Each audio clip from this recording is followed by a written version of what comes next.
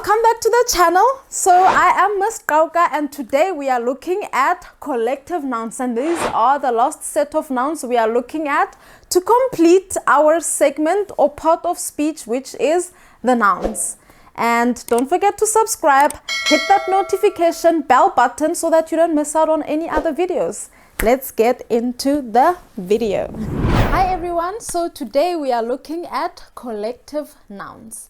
Now, let's look at what collective nouns are, because you remember the previous time we actually looked at abstract nouns, concrete nouns, countable nouns, uncountable nouns, and today we are looking at collective nouns because they are also form a part of nouns.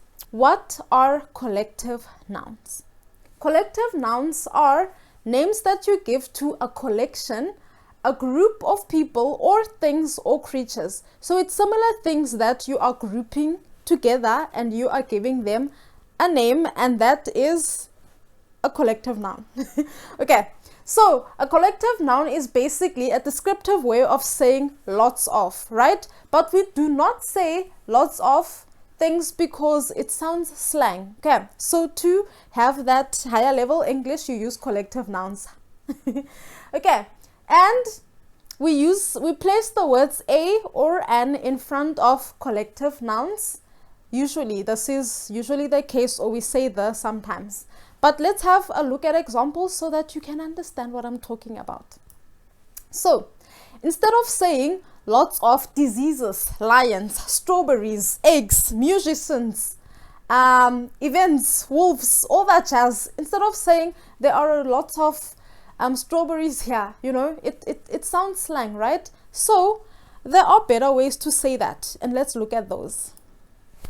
So, we use collective nouns and rather sound more fancy and say a plague of diseases, a pride of lions, a punnet of strawberries, a series of events, an orchestra of musicians, and a pack of wolves. Do you see the difference there? Yes. Okay, and with collective nouns, we can use collective nouns without the noun it refers to. Now, this is an interesting point. For example, one would say the staff, and assumably it is the staff of teachers, right? Or a family. And finishing that off would be a family of relatives, but that's not necessary because saying family is also applicable. Let's look at a few more examples. A gang. And finishing that off, a gang of thieves. A queue of voters, a choir. But we know in a choir, it consists of singers. And we know in a queue, it can be a queue of people lining up at the mall, or a queue of people voting for their next president or the next mayor or whatever it is. But you get the gist of it. And collective nouns.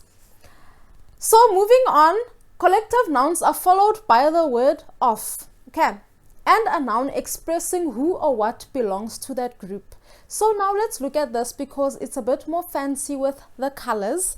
So, a crowd of people, a bouquet of roses, and a class of pupils.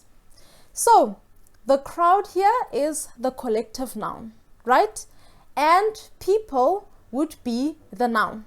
And all these things, the people are similar in one thing. Okay, it's all persons, and together in plural form, it is people. Okay, and they are making a crowd, and that is the collective noun.